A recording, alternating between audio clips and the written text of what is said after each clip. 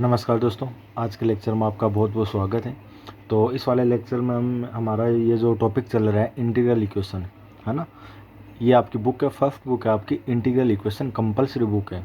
इसका पहला टॉपिक यही है कि इंटीग्रल इक्वेशन होता क्या है, कि हम इंटीग्रल इक्वेशन को किस प्रकार से सोल्व करेंगे। तो वो सारा का सारा आपका इस पहले चैप्टर में है। तो पीछे वाले लेक्चर में मैंने आपको इसका थोड़ा सा इंट्रोडक्शन दिया था कि इंटीग्रल इक्वेशन क्या होता है, वोल्टेरा इंटीग्रल इक्वेशन क्या होता है, फ्रीडोल्म इंटीग्रल इक्वेशन क्या होता है, लीनियर इंटीग्रल इक्वेशन क्या होता है। तो वो सारा हमने पीछे वाले लेक्चर में कवर किया था। आई होप आपको वो लेक्चर अच्छे तरीके से समझ में आया होगा। देन अगर उसके बाद में अगर आपको कोई दिक्कत आ रही है तो प्लीज़ एक बार आप उस लेक्चर को दोबारा से रिकॉल कर लो, दोबारा से आप उसको देख लो और लेक्चर को स्किप मत करो भाई।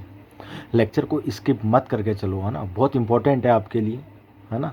तो लेक्चर को स्किप करना है तो भूल ही जाओ 1 मिनट, ठीक है। इतना ये कुछ है भी नहीं कि आपको समझ में नहीं आएगा, है ना, आप परेशान हो रहे, ऐसा कुछ नहीं है इसमें। तो अच्छे तरीके से करना। आज का ये हमारा सेकंड लेक्चर होने वाला है इस फर्स्ट चैप्टर का। तो चैप्टर का नाम है इंटीग्रल इक्वेशन। कि इंटीग्रल इक्वेशन क्या है वो मैंने आपको सारे के सारा मैंने पिछले वाले लेक्चर में आपको बता दिया। तो सर हम इस लेक्चर में क्या करेंगे बेटा, हम इस लेक्चर में इस चैप्टर को थोड़ा सा आगे बढ़ाएंगे। और थोड़ा सा आगे जब हम बढ़ते हैं चैप्टर की तरफ, जब हम बढ़ते हैं तब हमारे पास आते हैं सिंगुलर इंटीग्रल फ्रीडोल्म।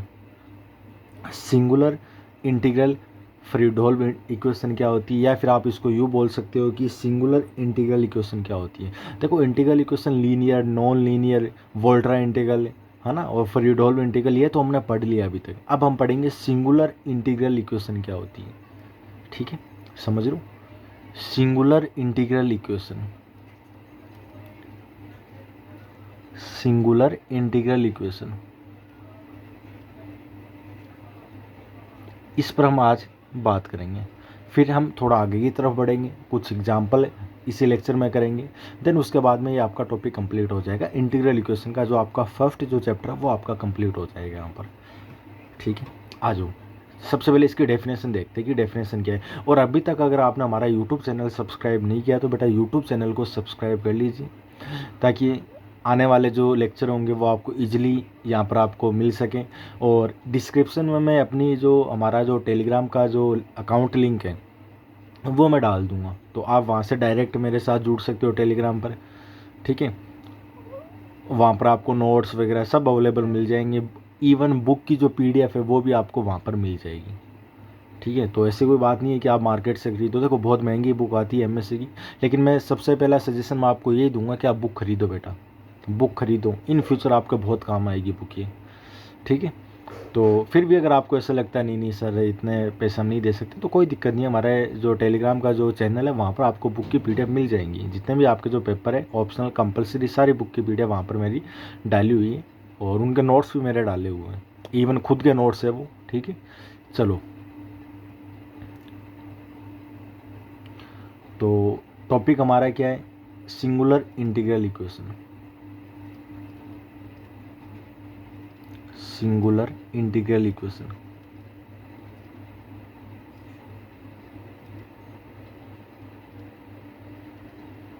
डेफिनेशन देखना एक बार, आपको समझ में आ जाएगा क्या होता है। एन इंटीग्रल इक्वेशन, कोई integral equation, an integral equation is said to be, is said to be singular linear, sorry, singular integral equation,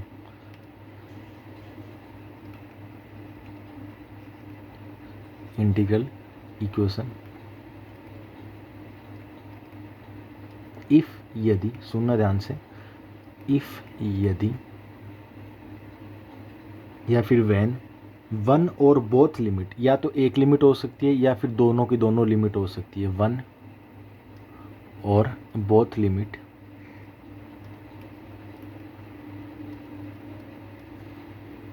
of the integration, of the integration, जो आपका इंटीग्रेशन होता है इंटीग्रल इक्वेशन में, उसकी जो या तो एक लिमिट या फिर दोनों की दोनों लिमिट, अपर और लोअर लिमिट, है ना, of the integration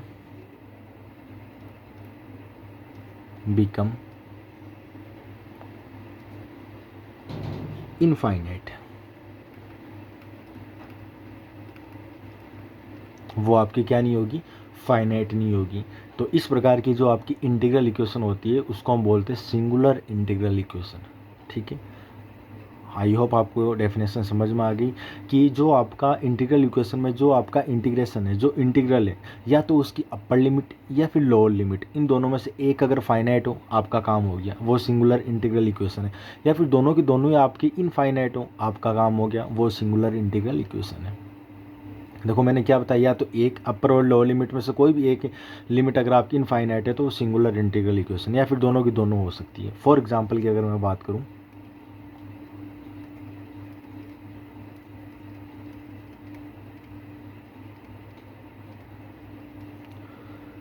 ji x बराबर f x plus lambda minus infinity to plus infinity kernel के x comma t g t और डी टी। तो ये जो आपकी इंटीग्रल इक्वेशन है ये आपकी सिंगुलर इंटीग्रल इक्वेशन है। ठीक है, which is a singular integral equation, which is a singular integral equation. बस अब आपको यहाँ पर दिख रहा है कि ये जो आपका इंटीग्रल है इसमें जो लिमिट है ना, दोनों की दोनों इनफाइनाइट है, दोनों की दोनों ही इनफाइनाइट है। तो डेफिनेशन में यही तो बोल रहे हैं, डेफिनेशन में यही तो बोल रहे हैं, या तो वन हो सकती है और बोथ लिमिट, या फिर दोनों की दोनों limit of the integration become infinite, वो आपकी क्या होगी, इनफाइनाइट होगी। तो इस प्रकार की जो आपकी इंटीग्रल इक्वेशन जो होगी वो आपका क्या होगा, सिंगुलर इंटीग्रल इक्वेशन कहलाती है। बस ये आपकी डेफिनेशन है सिंगुलर इंटीग्रल इक्वेशन की। और एक मैंने नॉन लीनियर इंटीग्रल इक्वेशन भी मैंने बताया था पिछले वाले लेक्चर में। तो नॉन लीनियर इंटीग्रल इक्वेशन में मैंने आपको ये बताया था कि जो आपकी इंटीग्रल इक्वेशन होती है उसमें जो आपका अननोन जो आपका नॉन फंक्शन होता है जीटी, सुन रहे हो, देखो इंटीग्रल इक्वेशन क्या होती है, इंटीग्रल इक्वेशन क्या होती है, जी एक्स बराबर f x plus lambda a to b kernel x comma t g t और डी टी। तो ये आपका यहाँ पर जो अननोन फंक्शन होता है वो जी एक्स होता है, और ये जो आपका एफ एक्स है, ये आपका जो कर्नल है, ये जो जी टी है, सारे के सारे आपके नॉन फंक्शन होते हैं। तो अगर यहाँ पर जो आपका ये जो जी टी है, जब आपको इसको जब आप रिप्लेस कर देते हो other more general form of, है ना, मतलब जिट्टी की जगह अगर आपका कोई फंक्शन आ जाए, मतलब इसके अलावा कुछ और आ जाए, साइन टी आ जाए, कोस टी आ जाए, तो वो आपकी इंटीग्रल इक्वेशन क्या होगी, नॉन लीनियर इंटीग्रल इक्वेशन होगी। समझ गए, हाँ जी सर समझ गए। ठीक है, आ जाओ, बहुत बढ़िया, आगे बढ़ते हैं। अब हम पढ़ेंगे convolution integral. Convolution integral,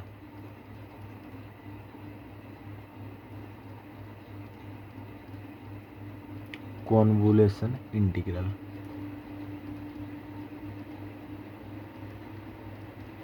convolution integral क्या होता है, इसको थोड़ा सा ध्यान में रखना। इसमें हमारा जो कर्नल होता है, जो एक्स और टी का जो फंक्शन होता है ना, जो हमारा कर्नल होता है एक्स और टी का जो फंक्शन होता है उस पर डिपेंड होता है कॉन्वोल्यूशन इंटीग्रल।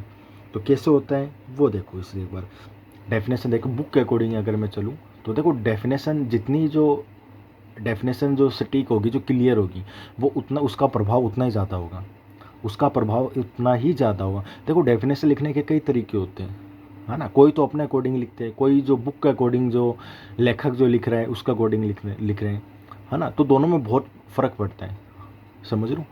तो जितनी आप डेफिनेशन अच्छी दोगे, शुद्ध दोगे, उसका फ़र्क उतना ही ज़्यादा पड़ेगा, उतना ही वो प्रभावशाली होगा। तो बुक का अकॉर्डिंग अगर देखो तो बुक में क्या लिखा हुआ है, देखो, इफ़ यदि द कर्नल के x comma t of the integral equation, अगर इंटीग्रल इक्वेशन का कोई कर्नल, सुन लो, इफ़ यदि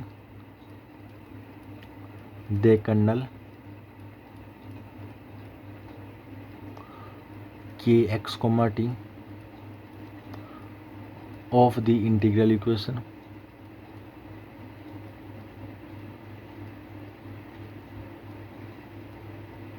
अगर इंटीग्रल इक्वेशन का kernel is defined as a function, is defined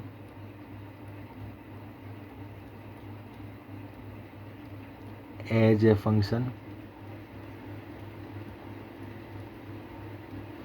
is defined as a function of the difference, of the difference, किस प्रकार से, x माइनस का t। अगर उसका जो कर्नल है, जो इंटीग्रल इक्वेशन का जो कर्नल है, वो आप उसको डिफाइंड कर रहे हो as the function of the difference x minus का t, सच डेट, इस प्रकार से कि आपका कर्नल x कोमा जो t है, अगर इंटीग्रल इक्वेशन में आपका कर्नल x कोमा t है, वो इस फॉर्म में हो कि x माइनस का t, where k is a certain function of one variable, where k is the certain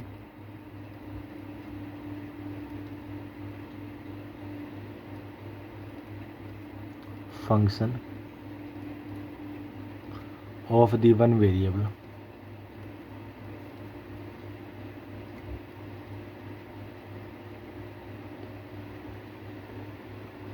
then तब the integral equation is, the integral equation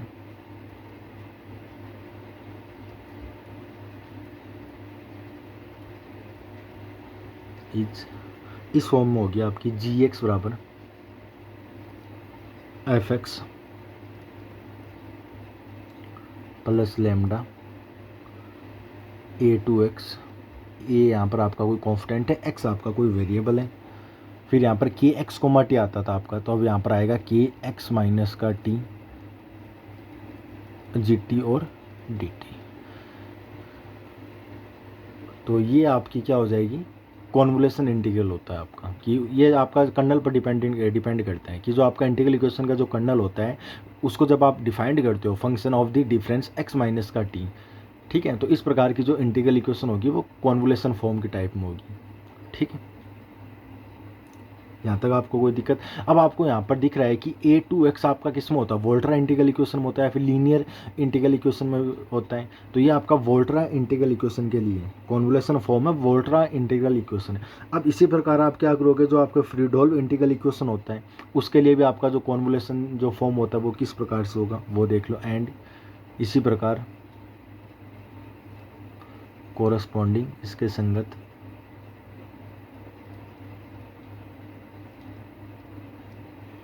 the फ्रीडोल्फ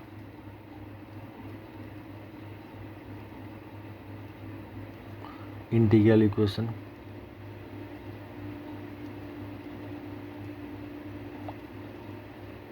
is, वो आपकी इस प्रकार से होगी जी एक्स बराबर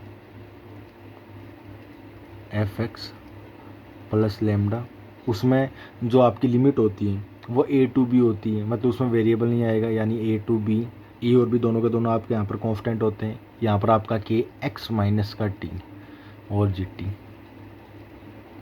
D T R cold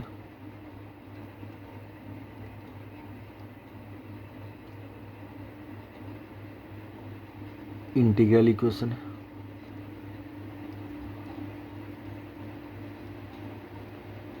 of convolution type. ये convolution type की इंटीग्रल इक्वेशन होती है। यहाँ तक आपको कोई दिक्कत नहीं सर? कोई दिक्कत नहीं बस। तो इस चीज़ को भी और देख लेना कि कॉन्वोल्यूशन इंटीग्रल क्या होता है। ये देखो सारे के सारे काम में आएंगे जब हम आगे वाले जो चैप्टर स्टार्ट करेंगे, तो जितने भी जो चैप्टर है वो फर्स्ट चैप्टर पर डिपेंड है सारे के सारे। ठीक है, चलो अब क्लासिफिकेशन और देख लेते हैं इंटीग्रल इक्वेशन का। Classification of the integral equation.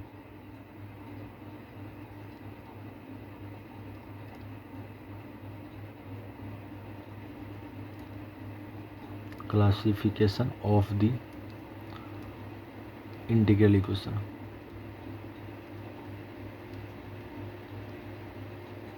Exam की दृष्टि से इम्पोर्टेंट नहीं है भाई, अभी बता दूँ, लेकिन आपको पता होना चाहिए हम क्या कर रहे हैं क्या नहीं कर रहे।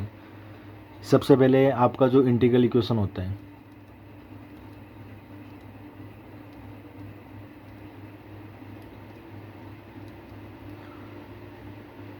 वो 3 टाइप के होते हैं, एक तो लीनियर, एक नॉन लीनियर, एक सिंगुलर इंटीग्रल इक्वेशन। ठीक है, समझ रहे हो आप?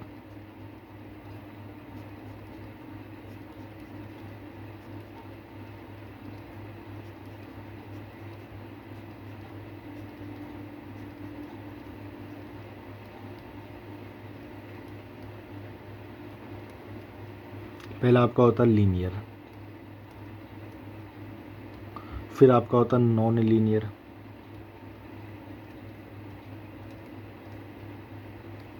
देन उसके बाद में होता है सिंगुलर।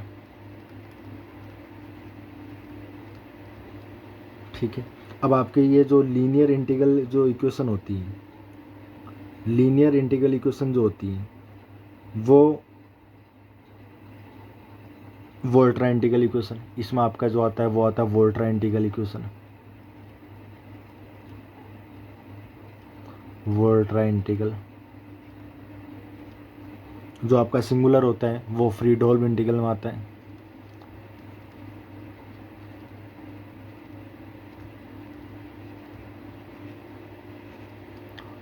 और ये जो आपका नॉन लीनियर होते हैं वो 3 टाइप के होते हैं। फर्स्ट काइंड होता है, सेकंड काइंड होता है, थर्ड काइंड होता है। सेकंड काइंड में 2 प्रकार के होते हैं, होमोजीनियस, नॉन होमोजीनियस। ठीक है, सेकंड काइंड, थर्ड काइंड, ये मैंने आपको सब बता दिए पीछे। फर्स्ट काइंड, ये आपके 2 टाइप के होते हैं,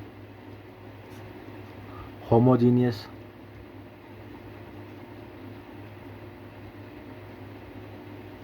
और नॉन होमोजीनियस।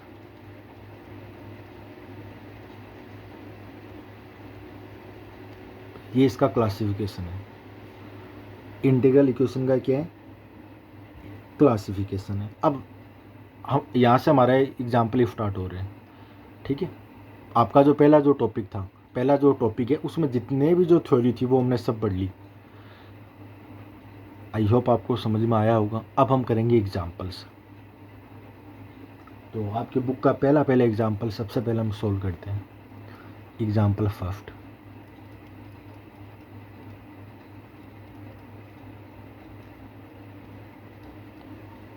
क्या बोल रहा है कि show that the function, proof करना है हमें, to show date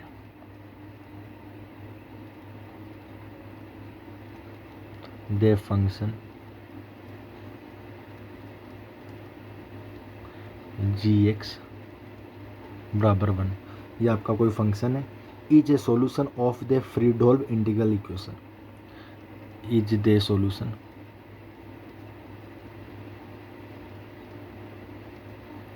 of the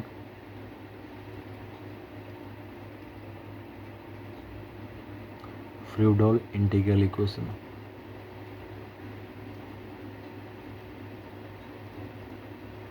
अब इक्वेशन कौन सी है वो और देख लेते हैं। ई की पावर एक्स माइनस एक्स बराबर जी एक्स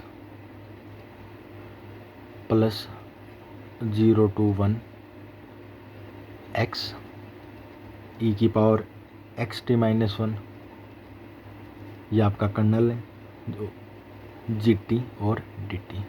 अब मैंने आपको ये बताया था कि जब हम फ्रीडहोल्म इंटीग्रल इक्वेशन पढ़ते हैं तो उसमें जो इंटीग्रल की जो लिमिट होती है वो a to b होती है। सही बात है। वोल्ट्रा में a to x होती है, यानी उसकी जो लोअर लिमिट होती है वो कांस्टेंट होती है और अपर लिमिट में वेरिएबल होते हैं। और फ्रीडहोल्म इंटीग्रल इक्वेशन में जो आपका इंटीग्रल होता है उसकी अपर और लोअर लिमिट दोनों की दोनों कांस्टेंट होती हैं। तो यहाँ पर आपको दिख रहा है कि a कांस्टेंट है, 0 कांस्टेंट है, मतलब वेरिएबल नहीं है। वेरिएबल नहीं है इसका मतलब ये क्या है? फ्रीडहोल्म इंटीग्रल इक्वेशन। अब हमें करना क्या है कि हमें ये प्रूफ करना है कि ये जो आपका फंक्शन है जी एक्स वो आपका सॉल्यूशन है इस इंटीग्रल इक्वेशन का, इस इंटीग्रल इक्वेशन का। ठीक है, अगर सॉल्यूशन है तो इसका मतलब ये हुआ कि ये जो जी एक्स है वो उसको क्या करेगा? संतुष्ट करेगा। समझ रहे हो आप? देखो सॉल्यूशन है इसका मतलब क्या हुआ? वो इसको संतुष्ट करेगा। समझ रहे हो? अगर मैं जी एक्स की वैल्यू 1 अगर इसमें पुट कर दूँ जी एक्स बराबर 1 तो इसका एल एच एस और आर एच एस बराबर हो जाएगा। सर ऐसे थोड़ी ना होगा। अरे बेटा होगा, हमें प्रूफ करना है, हमें प्रूफ करना, हमें ये नहीं करना, हमें ये नहीं करना है कि इसका सॉल्यूशन जी एक्स बराबर 1 होगा। सॉल्यूशन हमें गिवन है, हमें ये प्रूफ करना है कि ये इस इंटीग्रल इक्वेशन का सॉल्यूशन है। देखो पता है हमें कि जी एक्स बराबर 1 है, जी एक्स बराबर 1 है इसका सॉल्यूशन। तो सॉल्यूशन है तो इसका मतलब ये हुआ कि वो उसको क्या करेगा, संतुष्ट भी करेगा। संतुष्ट करेगा इसका मतलब उसका जो ही मैं जी एक्स की वैल्यू इसमें 1 पुट कर दूंगा तो इसका एल एच एस और आर एच एस बराबर हो जाएगा। अब आप ये बोलोगे सर इसका एल एच एस सोल्व करें या फिर आर एच एस सोल्व करें। देखो बेटा एल एच एस में कुछ है ही नहीं, एल एच एस में कुछ है ही नहीं, e to the power x minus का एक्स है, इसका क्या सोल्व करोगे आप, मेरे को इतना बता दो। नहीं सर बात तो आपकी सही है एकदम, बात तो आपकी एकदम सही है, एल एच एस में तो कुछ है ही नहीं सोल्व करने वाला। इसका मतलब क्या हुआ कि हम इसका आर एच एस सोल्व करेंगे और आर एच एस में जी एक्स की वैल्यू 1 पुट कर दूँगा। ठीक है, बहुत बढ़िया सर, चलो आगे बढ़ते हैं, प्रूफ डालते हैं। इट इज गिवन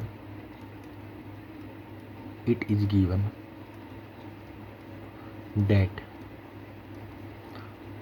gx बराबर 1 be the solution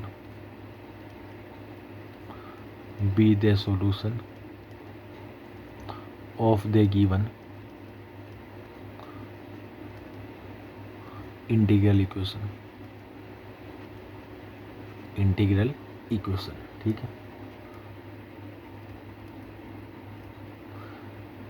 ये आपको सही है कि आपका जो जी एक्स है वो हमें गिवन है, जो जी एक्स है वो हमें क्या है, गिवन है। ठीक है, नाउ आ जाओ वापस एक बार यहाँ पर देखो।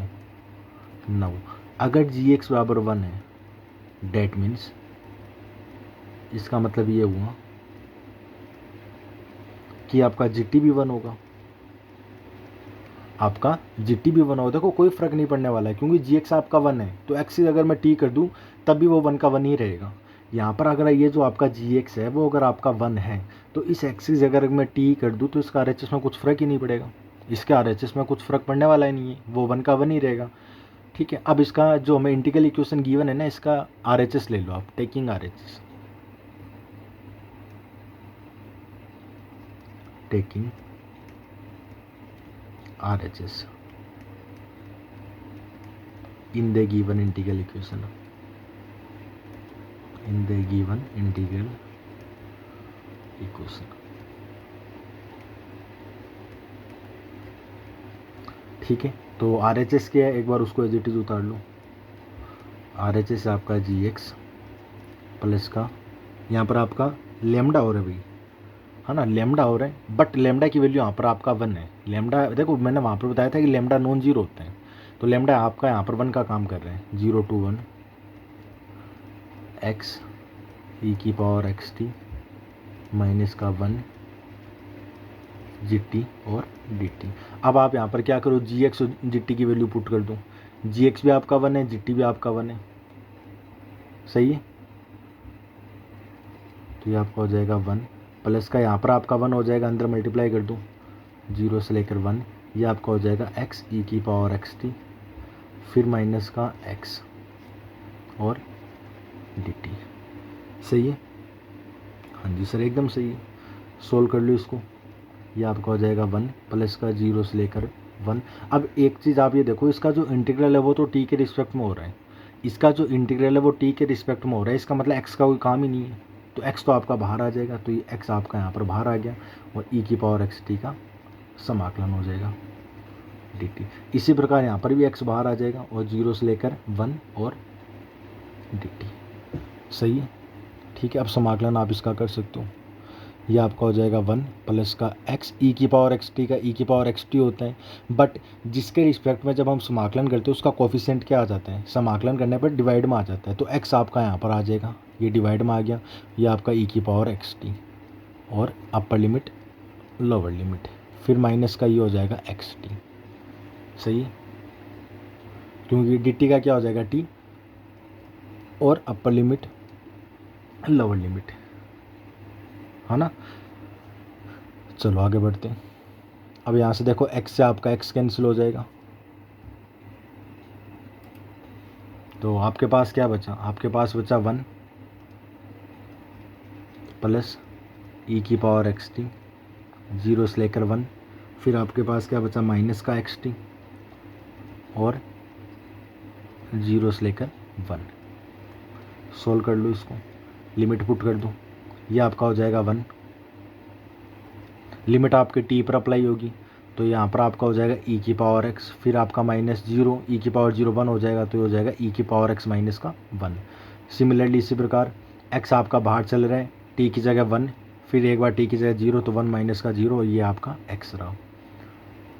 तो ये आपका हो जाएगा 1 प्लस e की पावर x माइनस का 1, फिर ये आपका हो जाएगा माइनस का x। 1 से 1 आपका कैंसिल आउट हो जाएगा और ये आपका हो जाएगा e की पावर x माइनस का x। हैंस प्रूफ, हमें ये प्रूफ करना था क्योंकि वो उसका क्या है, इंटीग्रल इक्वेशन का क्या है, सॉल्यूशन है। सॉल्यूशन है इसका मतलब उसका LHS और RHS बराबर आएगा। ठीक है, तो ये आपका यहाँ पर सॉल्व हो गया। चलो एग्जाम्पल नंबर 2 देखते हैं।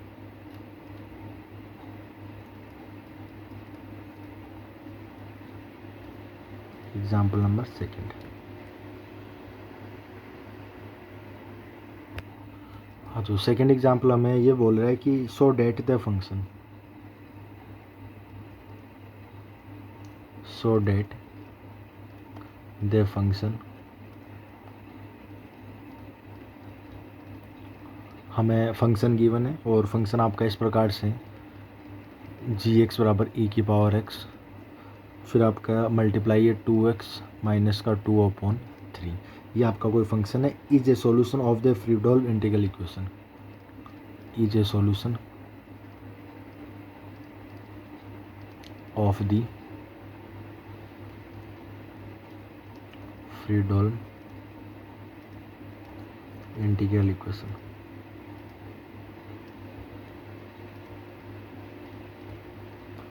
ठीक है, और जो आपकी इंटीग्रल इक्वेशन है वो इस टाइप की है, gx प्लस 2 0 to 1 e की पावर xt माइनस का t g कोफ्ट में t dt और बराबर आपका आएगा 2x e की पावर x, 2x e की पावर x। तो हमें ये प्रूफ करना है कि इसका जो RHS होगा, देखो सॉल्यूशन है इसका मतलब LHS और RHS बराबर हो जाएंगे जब मैं gx की वैल्यू इस इंटीग्रल इक्वेशन में पुट कर दूंगा। यही होता है, यही होता है। तो पुट करने के बाद में दोनों के दोनों हमें बराबर करने हैं, तो बराबर करने हैं तो इसका मतलब ये हुआ कि हम इसका LHS लेकर चलेंगे, इसका LHS लेकर चलेंगे। ठीक है, सबसे पहले जो गिवन है वो लिख लो, इट इज़ गिवन डेट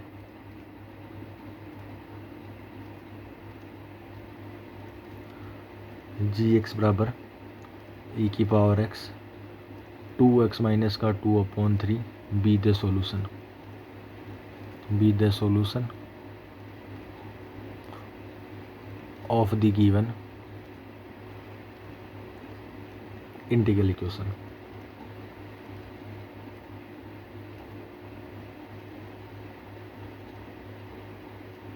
तो सॉल्यूशन है इसका मतलब वो उसको एग्जिस्ट करेगा।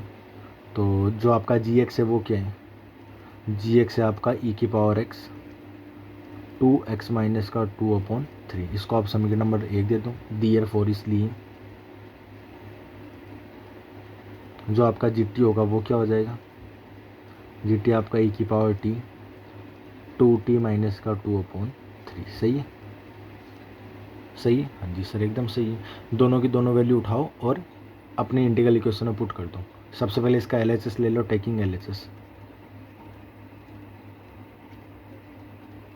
टेकिंग LHS, LHS क्या है gx प्लस का 2 0 to 1 e की पावर x माइनस का t g कोफ्ट में t dt। समीकरण नंबर दे दो 3, putting the value of equation 2 and equation 1 in equation 3।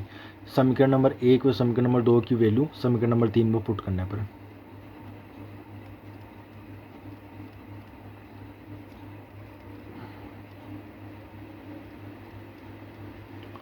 Of equation first and equation 2 in equation 3 we get, और उसके बाद में इसको सॉल्व कर लो।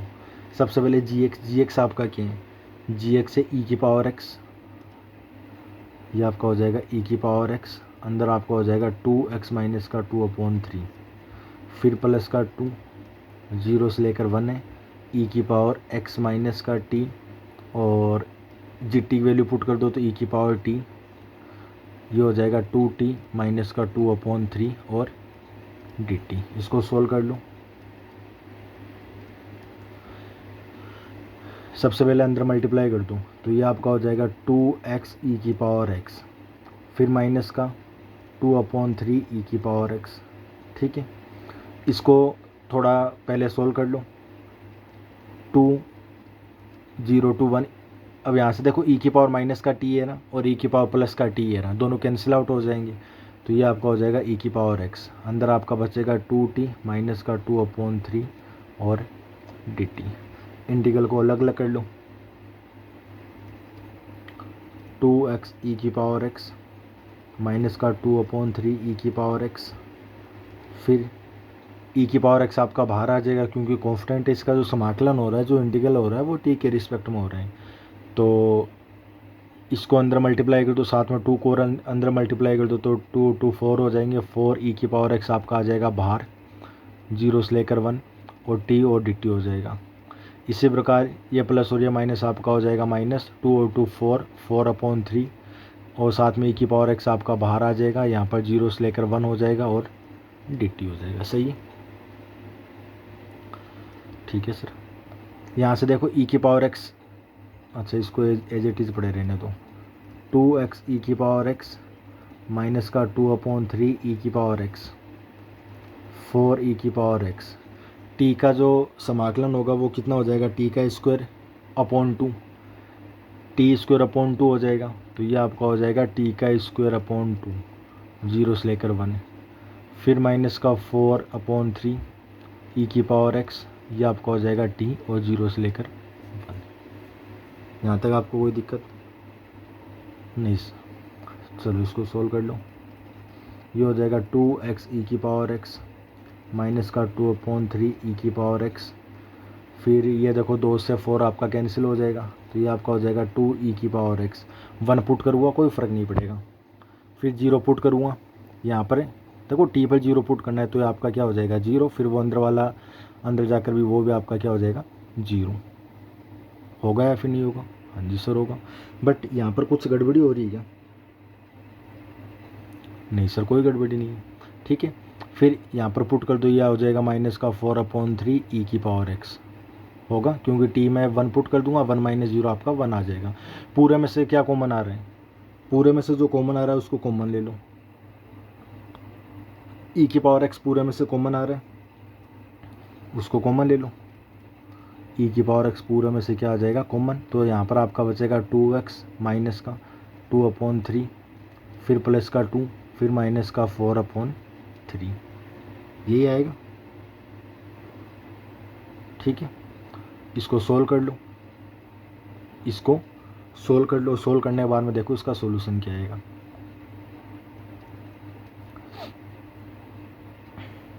गड़बड़ी हुई क्या? पर कहीं पर गड़बड़ी हुई क्या?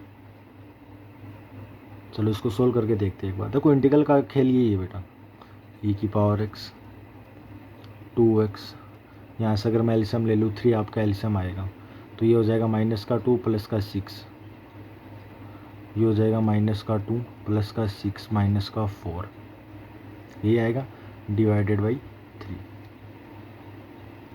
बाहर आपका ई की पावर x, अंदर 2x, 6 माइनस का 2 प्लस का 4, प्लस का 4 माइनस का 4 0, तो प्लस का 0/3 यानी प्लस का 0, तो ये आपका हो जाएगा 2x ई की पावर x। और इसका जो RHS था वो भी यही था 2x ई की पावर x। तो ये आपका सेकंड एग्जाम्पल यहाँ पर कंप्लीट हो गया, हेंस प्रूव।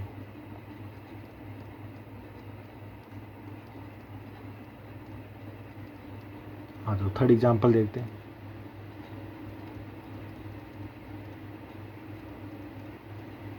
एग्जाम्पल नंबर 3, ये इंपॉर्टेंट एग्जाम्पल है भैया। सो डेट, और आया हुआ भी बीकानेर में, बीकानेर यूनिवर्सिटी में ये आया हुआ भी है। सो डेट द फंक्शन gx बराबर वन प्लस एक्स स्क्वायर की पावर माइनस का 1/2 इज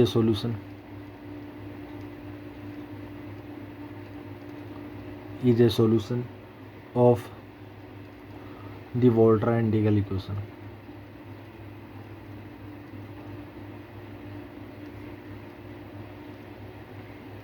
वोल्ट्रा इंटीग्रल इक्वेशन। और आपकी जो इक्वेशन है वो इस टाइप की है। देखो अभी तक फ्रीडहोल्म इंटीग्रल इक्वेशन आ रही थी, अब आपकी आ रही है वोल्ट्रा इंटीग्रल इक्वेशन। gx बराबर 1/1 प्लस एक्स स्क्वायर माइनस का 0 टू एक्स। और मैंने आपको ये बताया था कि वोल्ट्रा इंटीग्रल इक्वेशन में आपकी अपर लिमिट वेरिएबल होती है और लोअर लिमिट आपकी कांस्टेंट होती है। 1/1 प्लस एक्स स्क्वायर जी कोफ्टन में टी और डी टी, और साथ में यहाँ पर टी हो रहा है क्योंकि ये आपका कर्नल होता है। ये जो आपका पोर्शन होता है वो आपका कर्नल एक्स कोमा टी होता है और ये एक्स और टी का फंक्शन होता है। यही होता है, ये आपका एक्स और टी का फंक्शन होता है। ठीक है, चलो इसका सॉल्यूशन करते हैं।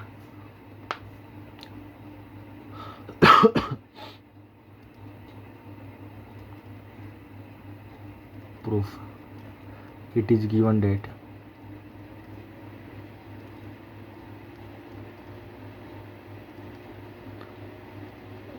gx बराबर 1 प्लस एक्स स्क्वायर की पावर माइनस का 1/2 be the solution of the given integral equation.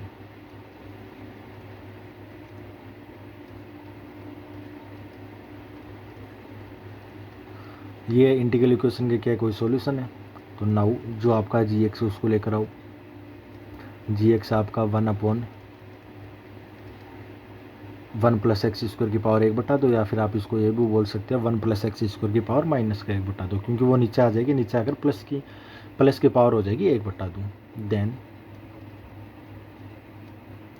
जो आपका gt होगा वो क्या हो जाएगा 1 प्लस का टी का स्क्वायर की पावर 1 माइनस का 1/2, यही होगा। x की जगह आप क्या कर दो t कर दो। ठीक है, अब आपको करना है क्या है, आपका जो इंटीग्रल इक्वेशन जो आपको गिवन है वो आपको दिख रहा है। तो यहाँ पर ये देखो gx है, यहाँ पर आपका gx आ रहा है LHS में। तो इसका मतलब क्या हुआ कि जब हम RHS को सोल्व करेंगे तो आपको gx मिलेगा, इसका मतलब आपको ये मिलेगा क्योंकि gx आपका यही है, gx आपका यही तो है। तो जब आप RHS को सोल्व करोगे तो आपको gx मिल जाएगा। ये आपका एग्जाम्पल नंबर 3 बोल रहे हैं। Now taking RHS, now taking RHS of the given integral equation।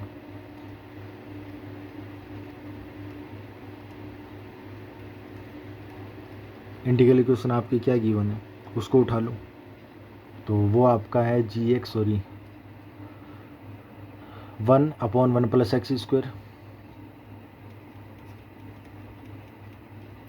फिर माइनस का 0 टू एक्स, यहाँ पर t है आपका 1 प्लस एक्स स्क्वायर है, यहाँ पर आपका gt है और dt है।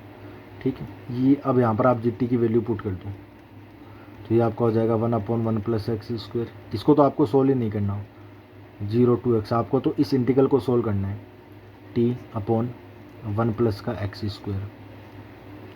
gt आपका क्या है, ये देखो gt आपका ये रहा, तो ये आपका 1 प्लस का t का स्क्वायर की पावर माइनस का 1/2 gt। अब आपका जो समाकलन हो रहा है वो t के रिस्पेक्ट में हो रहा है, तो x को बाहर निकाल दो, आप x वाली टर्म को आप बाहर निकाल दो, ये आपका एज इट इज, यहाँ से आपका आ जाएगा बाहर 1/1 प्लस एक्स स्क्वायर, ये आपका आ जाएगा बाहर, अंदर बचेगा 0 से लेकर x, साथ में आपका बचेगा t, और ये माइनस की नीचे आकर प्लस की हो जाएगी 1 प्लस टी के स्क्वायर की पावर 1/2, वो साथ में dt। ठीक है, इसको आप एक बार इक्वेशन नंबर 1 दे दो। ठीक है, अब जो आपको सोल्व करना है ना उस इंटीग्रल को उठा लो और उसको सोल्व करके इक्वेशन नंबर 1 में उसकी वैल्यू पुट कर देना। नाउ 0 टू लेकर x t 1 प्लस टी का स्क्वायर की पावर 1/2 और dt। अब इसको आपको सोल्व करना है। अब आप ये बोलोगे सर इसको हम सोल्व किस प्रकार से करें, इसको हम सोल्व किस प्रकार से करें। तो या तो आप ये काम कर लो ना, नीचे वाली जो टर्म है देखो, ऊपर आपका टी आ रहा है, नीचे आपका टी का स्क्वायर आ रहा है, तो आपने जो 1 प्लस का जो टी स्क्वायर है ना, उसको आप क्या मान लो, जेड मान लो, कुछ भी मान सकते हो, वाई मान लो, कुछ भी मान लो। या फिर आप एक काम कर लो कि सिर्फ टी स्क्वायर को आप मान लो भाई वाई। तो हम यहाँ पर वही काम करते हैं, लेट माना 1 प्लस टी का स्क्वायर बराबर आपका वाई। तो इसका अवकलन कर दो, ये आपका 0, ये आपका हो जाएगा 2t और t का dt, इधर आपका हो जाएगा dy। फिर यहाँ पर आपको रख लो t, ये आपका हो जाएगा 1/2 dy। ठीक है, और आपका ऊपर यही तो है, ये देखो इसकी जगह आपका हो जाएगा 1/2 dy। अब दूसरी बात ये है कि इसकी लिमिट भी चेंज होगी, क्योंकि ये जो आपकी लिमिट है जो लग रही है वो तो टी की लिमिट है, बट हमने यहाँ पर क्या किया कि जो टी उसको ही मैंने वाई से रिप्लेस कर दिया। तो वाई से रिप्लेस कर दिया, इसका मतलब टी तो हट गया, टी समाकलन से हट गया। तो टी समाकलन से हट गया तो उसकी लिमिट का क्या काम है समाकलन में, वो समाकलन जो उसकी जो लिमिट है समाकलन की वो भी चेंज हो जाएगी, वो भी चेंज हो जाएगी, और चेंज होकर वो किसकी लिमिट हो जाएगी, वाई की लिमिट हो जाएगी। सही है, तो लिमिट का खेल और देख लेते हैं। वैन जब t का मान x हो, देन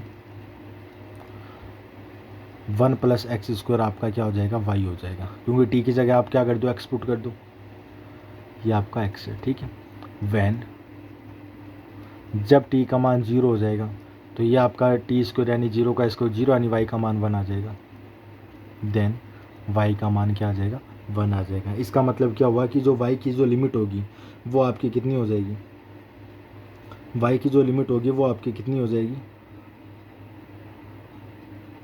1 से लेकर 1 प्लस एक्स स्क्वायर तक। तो ये जो आपका इंटीग्रल है उसकी लिमिट हो जाएगी फिर 1 से लेकर 1 plus x square. T D T की जगह आपका हो जाएगा 1/2 डी वाई, 1/2 कॉन्स्टेंट है तो 1/2 बाहर आ जाएगा, ऊपर बच जाएगा आपका डी वाई। नीचे आपका 1 प्लस टी स्क्वायर आपने माना वाई, तो वाई की पावर 1/2, तो ये हो जाएगी वाई की पावर 1/2। अब आप इसका इजीली समाकलन कर सकते हो, तो ये हो जाएगा 1/2 वाई की पावर वाई की पावर 1/2 ऊपर जाएगी तो वाई की पावर -1/2, और वाई की पावर -1/2 का समाकलन हो जाएगा वाई की पावर -1/2 + 1, क्योंकि समाकलन में जो पावर होती है उसमें 1 ऐड होता है, नीचे माइनस का 1/2 प्लस का 1। लिमिट आपकी लग जाएगी 1 से लेकर 1 प्लस एक्स स्क्वायर। ठीक है, हाँ जी सर एकदम सही है। तो यहाँ से देखो 1 - 1/2 आपका 1/2 ऊपर जाएगा तो 2 से 2 आपका क्या हो जाएगा, कैंसिल आउट हो जाएगा। तो ये आपका ख्याल यहाँ पर ख़त्म हो जाएगा, और यहाँ पर बचेगा आपका वाई की पावर 1/2 1 प्लस का एक्स स्क्वायर, ये बचेगा। अब यहाँ पर आप क्या कर दो, इसकी वैल्यू पुट कर दो, इसकी वैल्यू पुट कर दो। सबसे पहले आप किसकी वैल्यू पुट करोगे, एक मिनट, इसका जो जी एक्स है ना, जी एक्स को देखो भाई, जी एक्स की पावर कितनी है, ओ बेटा यहाँ पर -1/2 नहीं है, माइनस का 3/2 है। जी एक्स जो है वो आपका माइनस का 3/2 है, कुछ ज़्यादा करेक्शन नहीं होगा, बट ये हो गया आपका, ये भी चेंज हो जाएगा। यहाँ पर माइनस का 3/2 है, ना कि माइनस का 1/2 है। ठीक है, तो इसको थोड़ा ध्यान में रखना, माइनस का 3/2, माइनस का 3/2, और ये भी आपका माइनस का 3/2। ठीक है, ये आपका माइनस का 3/2, और यहाँ पर जब हमने वैल्यू पुट करी थी तो ये आपका हो जाएगा माइनस का 3/2, माइनस का 3/2 नीचे आएगा तो प्लस का 3/2। ठीक है, तो ये भी आपका 3/2 हो जाएगा। बस फ़र्क क्या पड़ेगा, यहाँ पर y की पावर 3/2 हो जाएगी, y की पावर 3/2 हो जाएगा, और इसमें कोई फ़र्क नहीं पड़ने वाला। ठीक है, तो ये आ जाएगा 3/2 प्लस का 1, और इधर भी हो जाएगा 3/2 प्लस का 1, तो ये हो जाएगा 1 माइनस का 3/2 यानी माइनस का कितना हो जाएगा, ये 1 माइनस का 3/2 माइनस का 1/2, और 2 से 2 कैंसिल हो जाएगा, बट आपका माइनस का साथ में चलेगा, सही है। ऊपर क्या हो जाएगा, y की पावर माइनस का 3/2 प्लस का 1, तो 1 माइनस का 3/2 माइनस का 1/2, तो ये आपका हो जाएगा माइनस का 1/2। यही है, यही है। हाँ जी सर। अब आप यहाँ पर क्या कर दो, इसकी लिमिट पुट कर दो।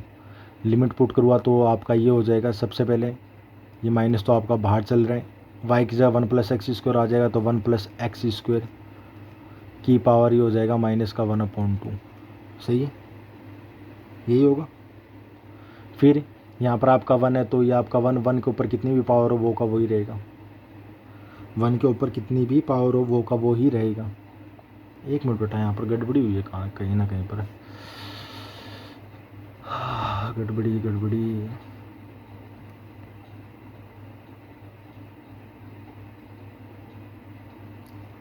चलो ठीक, आगे देखते। फिर ये हो जाएगा माइनस का 1। अब माइनस को अंदर मल्टीप्लाई कर दूँ तो ये माइनस प्लस हो जाएगा, तो 1 माइनस का ये आपका प्लस का फिर माइनस हो जाएगा, 1 + x² हो जाएगा, और इसकी पावर माइनस का 1/2। ये इक्वेशन नंबर 2। अब इस इक्वेशन की वैल्यू आप उठाओ और इक्वेशन नंबर 1 में पुट कर दो, क्योंकि इक्वेशन नंबर 1 भी आपका आ रहा है ना। देखो ये इंटीग्रल की वैल्यू हमने निकाली, तो इसको आप उठाकर यहाँ पर पुट कर दो। तो यहाँ पर अगर मैं इसको पुट कर दूंगा तो ये आपका 1/1 + x², 1/1 + x², फिर माइनस का 1/1 + x², और इसकी जो वैल्यू है, इस इंटीग्रल की जो वैल्यू आई थी उस वैल्यू को पुट कर दो यहाँ से, और इसकी आई थी 1 माइनस का 1 + x² की पावर माइनस का 1/2। ठीक है, अंदर मल्टीप्लाई कर दो 1/1 + x², फिर ये इसके साथ होगा तो 1/1 + x², फिर माइनस और माइनस आपका हो जाएगा प्लस 1/1 + x², और ऊपर आ रहा है आपका 1 + x² की पावर माइनस का 1/2। ये आपका यहाँ से क्या हो जाएगा, कैंसिल आउट हो जाएगा, और इसकी पावर देखो नीचे आएगी तो 1/2, और इसकी पावर 1 यानी पावर 3/2 हो जाएगी, यानी 3/2 हो जाएगी, यानी हो जाएगा 1/1 + x² की पावर 3/2। और ये आपका ऊपर जाएगा तब क्या हो जाएगा, 1 + x² की पावर माइनस का 3/2। और ये तो आपका gx था, यही तो आपका gx था। दिख रहा है, हमें gx ही तो लाना था, हमें gx ही तो लाना था। देखो ये रहा, ठीक है। और gx आपके पास यही तो था, 1 + x² की पावर माइनस का 3/2। तो ये आपका एग्जाम्पल नंबर 3 यहाँ पर कंप्लीट हो चुका है। ठीक है, आ जाओ एग्जाम्पल नंबर 4 और देख लेते हैं।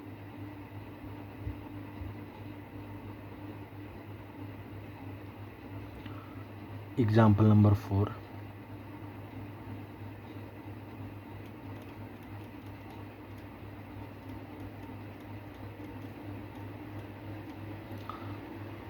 आपके पास एक फंक्शन है, आपको प्रूफ करना है कि वो फंक्शन उसका सॉल्यूशन होगा। सॉल्यूशन होगा इसका मतलब वो उसको एग्जिस्ट करेगा, उसकी वैल्यू जब मैं इंटीग्रल इक्वेशन में पुट कर दूंगा तो उसका LHS और RHS दोनों का दोनों क्या हो जाएगा, बराबर हो जाएगा। तो सबसे पहले जो आपको फंक्शन गिवन है वो देखते हैं। gx आपके पास गिवन है, x(e⁻x), बी द सॉल्यूशन, ये सॉल्यूशन है। प्रूफ करना है हमें प्रूफ करना है, B the solution of the given integral equation.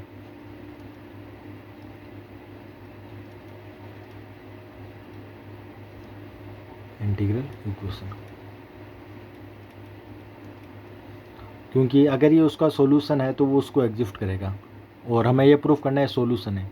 Solution है तो उसकी वैल्यू हम उसमें पुट करेंगे और दोनों बराबर हो जाएंगे तब तो सॉल्यूशन है, अदरवाइज ये सॉल्यूशन नहीं है। देखो ये थर्ड एग्जाम्पल में मैंने ये तो किया था, ये आपका हो गया, इसका मतलब इसका क्या है, सॉल्यूशन है। सेकंड एग्जाम्पल में इसलिए यहाँ पर आप लिख देना the function gx is a solution. ठीक है, और ये हमें गिवन नहीं है बेटा, ये तो हमें प्रूफ करना है। सॉरी, इसके लिए मैं माफ़ी चाहूँगा। ठीक है, ये हमें प्रूफ करना है कि वो उसका सॉल्यूशन होगा। ये थोड़ी सी मिस्टेक होगी मेरे से यहाँ से। ठीक है, आ जाओ। इंटीग्रल इक्वेशन जो आपके पास गिवन है वो इस टाइप की है, gx माइनस 4 0 टू इन्फिनिटी। ये आपका सिंगुलर इंटीग्रल इक्वेशन है क्योंकि इसकी एक लिमिट आपकी क्या आ रही है, इनफाइनाइट आ रही है। 0 टू इन्फिनिटी ई की पावर माइनस एक्स प्लस का टी जी कोफ्ट में टी डी टी, और बराबर में आपका चल रहे हैं एक्स माइनस 1 ई की पावर एक्स, एक्स माइनस 1 ई की पावर एक्स। ठीक है,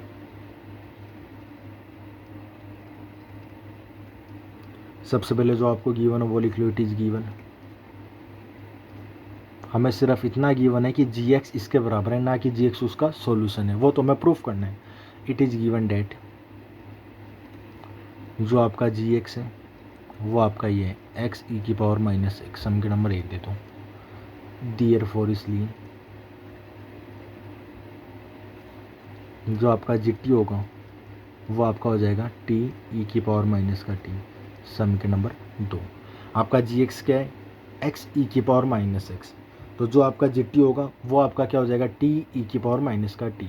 दोनों की वैल्यू उठाओ और इक्वेशन में पुट कर दो, इंटीग्रल इक्वेशन जो आपको गिवन है उसमें पुट कर दूँ। तो उसका सबसे पहले हम LHS लेकर चलते हैं। Taking LHS part of the given integral equation.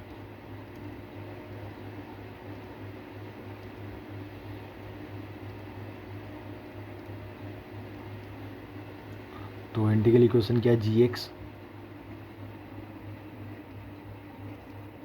Minus का 4 0 टू इन्फिनिटी ई की पावर माइनस एक्स प्लस का टी जी टी और डी टी, यह आपका क्या LHS है। इसमें वैल्यू पुट कर दूँ। सबसे पहले जी एक्स की वैल्यू क्या है, एक्स ई की पावर माइनस एक्स, ये फिर माइनस का 4 0 टू इन्फिनिटी ई की पावर माइनस एक्स प्लस का टी, जी टी आपका क्या हो जाएगा, ई की पावर माइनस का टी और साथ में आपका टी भी है, टी ई की पावर माइनस का टी जी टी। अब इसका जो समाकलन हो रहा है वो तो टी के रिस्पेक्ट में हो रहा है, तो ये जो आपका एक्स है उस एक्स को आप बाहर ले लो। ठीक है, तो ये वाली टर्म तो आपकी एज इट इज़ रहेंगी, एक्स ई की power minus x as it is रख लो, फिर माइनस का 4 0 टू इन्फिनिटी, इसको एक बार सोल्व कर लो। इसको आप लिख सकते हो ई की पावर माइनस का एक्स डॉट ई की पावर माइनस का टी। सही बात है, वापस दोनों ऐड हो जाएंगे क्योंकि दोनों का आधार सेम है। साथ में आपका टी है, ई की पावर माइनस का टी है और डी टी है। ई की पावर माइनस एक्स आपके बाहर आ जाएगी, माइनस का 4 ई की पावर माइनस एक्स आपके बाहर आ जाएगी, 0 टू इन्फिनिटी हो जाएगा। टी आपका चल रहा है, ये लो आपका टी ई की पावर माइनस का टी ई की पावर माइनस का टी ई की पावर माइनस का 2t और डी टी। अब यहाँ पर आप आइलेट का काम, मतलब जो आपकी आइलेट होती है ना, आप यहाँ पर आइलेट को काम में ले सकते हो, समझ लो। या फिर आप यहाँ पर अप्लाई कर सकते हो, गामा फंक्शन भी आप यहाँ पर अप्लाई कर सकते हो। 0 टू इन्फिनिटी आपका देखो, गामा फंक्शन का जो स्टैंडर्ड फॉर्म होता है, आपने फर्स्ट ईयर में आपने पढ़ा है गामा फंक्शन क्या होता है, आपने फर्स्ट ईयर में पढ़ा है कि गामा फंक्शन होता है क्या है। तो गामा फंक्शन का जो स्टैंडर्ड फॉर्म होता है उसमें जो लिमिट होती है वो 0 टू इन्फिनिटी होता है, ई टू दी पावर में कुछ होना चाहिए, ई की पावर माइनस का देखो वो उसका जो स्टैंडर्ड फॉर्म होता है वो इस टाइप का होता है गामा फंक्शन।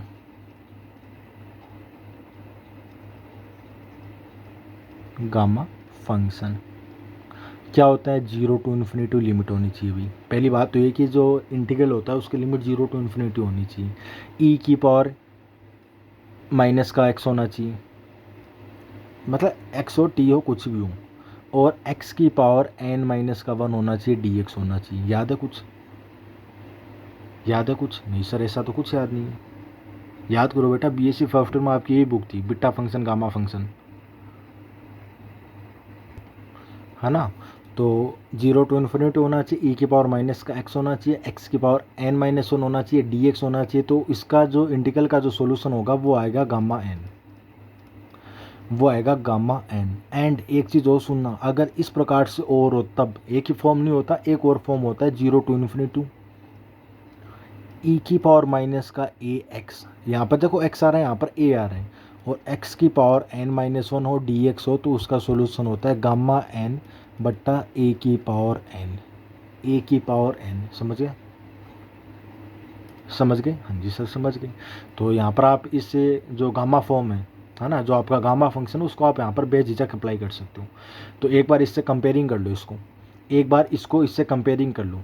कंपेयरिंग करोगे तब आपको ये दिखेगा कि यहाँ से देखो ई की पावर माइनस का एक्स होना चाहिए, यहाँ पर टी है, यहाँ पर एक्स, कोई फ़र्क नहीं है। बट यहाँ पर ई की पावर माइनस का 2 टी आ रहा है, टी के साथ 2 आ रहा है, इसका मतलब ए की वैल्यू 2 है, इसका मतलब ए का मान कितना है 2 है, इसलिए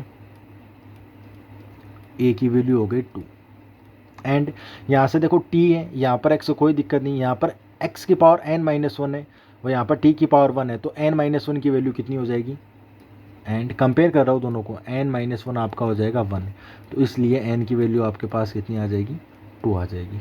सही है, ठीक है, बहुत बढ़िया। तो ये आपका हो जाएगा एक्स ई की power minus x, value put कर दो यहाँ पर 4 ई की power minus x as it is. और इस इंटीग्रल का जो सॉल्यूशन होगा, देखो ये इसके साथ है, ये इसके साथ है, यहाँ पर देखो टी के साथ कुछ आ रहा है, यहाँ पर एक्स है, तो एक्स के साथ जब कुछ आता है तो वो ये फॉर्मूला लगता है, तो यहाँ पर होगा गामा एन, एन का मान कितना है 2 है, तो ये हो जाएगा गामा 2 डिवाइडेड बाई ए की पावर एन, ए का मान कितना है 2 है और एन ही कितना है 2 है, तो 2 की पावर 2 यानी 4। इस 4 से आपका ये 4 क्या हो जाएगा, कैंसिल आउट हो जाएगा।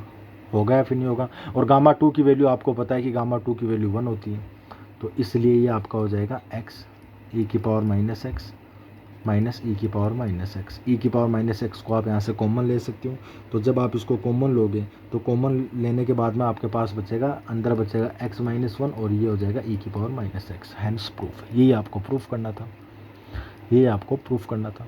तो ये कोई ज़रूरी नहीं है कि आप यहाँ पर गामा फंक्शन से इसको सोल्व करो, बीटा फंक्शन आप यहाँ पर अप्लाई कर सकते हो। जब आप बुक को देखोगे तो बुक में बीटा फंक्शन आइलेट, सॉरी बीटा फंक्शन मैंने गलत बोल दिया, आइलेट की सहायता से बुक में इसका किया हुआ है।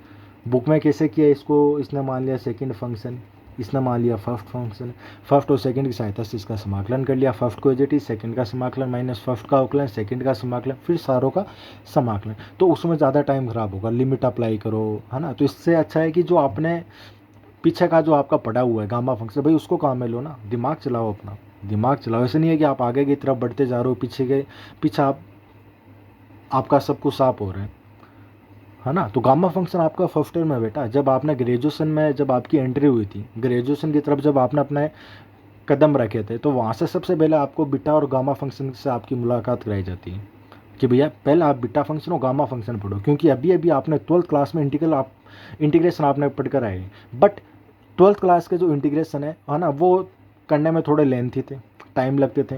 और जैसे आप ग्रेजुएशन की तरफ गए तो बीटा और गामा फंक्शन आपका जो काम है बहुत आसान कर दिया था, बहुत आसान कर दिया था। इंटीग्रल बहुत आसान कर दिया था, गामा और बीटा फंक्शन बहुत इंपॉर्टेंट फंक्शन है भाई।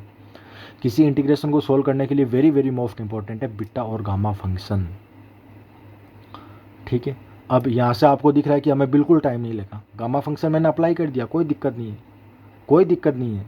बुक के अकॉर्डिंग क्यों चलते हो, बुक में वो का वो क्यों, अपना दिमाग लगाओ थोड़ा, अपना दिमाग लगाओ। और मैं अभी भी बोल रहा हूँ कि 99% 99 बोल रहा हूँ मैं, या फिर हाँ ना 99% बच्चे इसको आईलेट की सहायता से ही सोल्व करते हैं, क्योंकि बेटा उन्होंने डीपली पढ़ा ही नहीं, ग्रेजुएशन में पढ़ा ही नहीं उन्होंने कुछ। 5 ईयर पेपर, भाई 5 ईयर पेपर बच्चों की लाइफ ख़राब कर रहे हैं। मैं ये बोल रहा हूँ डिग्री रखने से कोई वो नहीं है कि आप अपने आप को वो समझो कि हमारे पास बीएससी की डिग्री, एमएससी की डिग्री, कोई काम की नहीं है, कोई काम की नहीं है।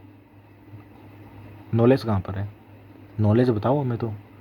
क्या सर हमारे पास नॉलेज भी और हमारे पास डिग्री भी है, बहुत बहुत कम बच्चे मिलेंगे जिन्होंने ग्रेजुएशन और पोस्ट ग्रेजुएशन बहुत अच्छे तरीके से की होगी।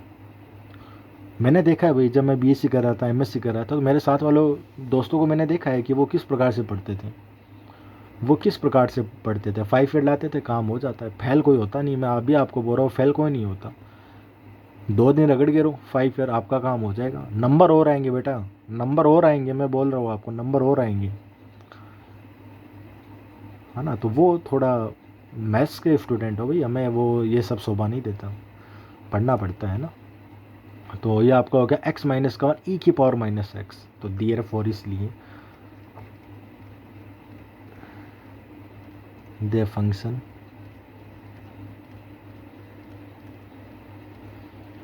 जी एक्स बराबर एक्स ई की power minus x is the solution, is a solution of the given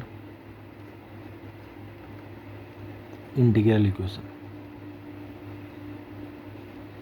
of the given integral equation. लो भाई, आई होप आपको बहुत अच्छे तरीके से समझ में आया होगा। ठीक है, तो लेक्चर काफ़ी ऑलरेडी बहुत बड़ा हो गया, 1 घंटे का लेक्चर हो गया, बट मज़ा आ गया, अच्छे तरीके से हमने क्वेश्चन को सॉल्व किए। तो इसके बाद में मैं एक लेक्चर और डालूंगा इस चैप्टर का, उसमें सारे के सारे एग्जाम्पल कंप्लीट करा दूंगा, फिर आपका ये इंटीग्रल जो इक्वेशन जो वाला जो टॉपिक है वो आपका कंप्लीट हो जाएगा। फिर हम आगे की तरफ बढ़ेंगे चैप्टर नंबर 2, वहाँ से हमारा असली खेल शुरू होने वाला है। ये तो देखो ट्रेलर है, थोड़ा ट्रेलर है, असली खेल तो भी सेकेंड चैप्टर से।